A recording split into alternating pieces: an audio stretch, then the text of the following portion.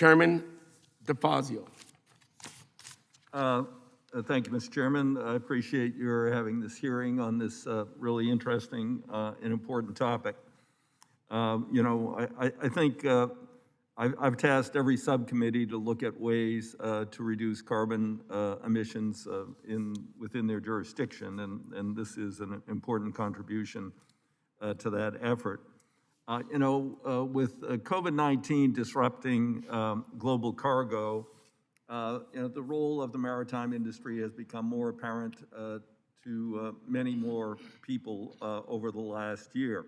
And then, of course, the high publicity with the blockage of the Suez Canal by Ever Given. I think that now that folks are becoming aware that the majority of everything they consume is involved in maritime transportation, that there'll be a little more focus on the industry in the future, and I think this gives us an opportunity to begin to deal with the industry's carbon pollution. They're already moving away from the dirty bunker fuels under an international agreement.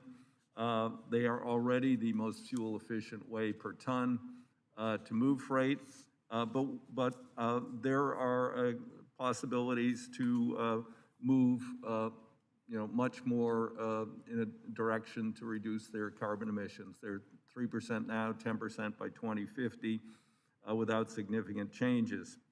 There's a lot of interesting research going on.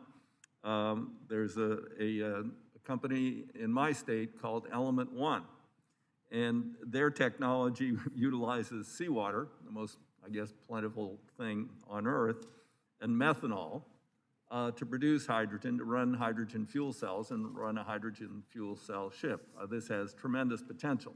It's a 50% carbon reduction if you use standard methanol, and obviously carbon neutral if you use a renewable methanol. Our ports are, as the chairman mentioned, coming from Southern California, they're already hard at work to try and eliminate carbon pollution in the ports with the drayage trucks, with the equipment that moves containers around and other operations. They're looking at electrification. It's capital intensive, and I'm sure that our international competitors are going to be subsidizing this, and I think there's a role for the federal government to be involved. There are many steps that we could take. Grant funding for ports, looking to add shoreside power hookups for vessels to run on electricity while they're at dock, to purchase electric cargo handling equipment, construct microgrids, integrate clean energy sources, which could involve offshore wind or tidal power or wave power, given the situation of our particular ports. And we want to be the innovator in these areas. We want to lead the world, and we want to begin to export these technologies, just like we used to lead the world in so many things before. And that's also part of the president's plan, is to restore our international competitiveness instead of being a country that is totally dependent upon imports, to be, again, someone who is more focused on exporting technology and creating jobs here at home.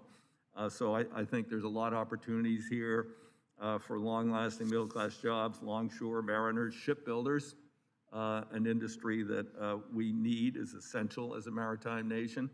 And with these new technologies, we could be leading the world.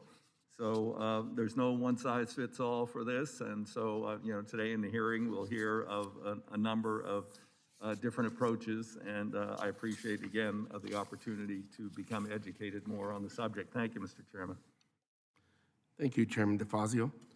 I would like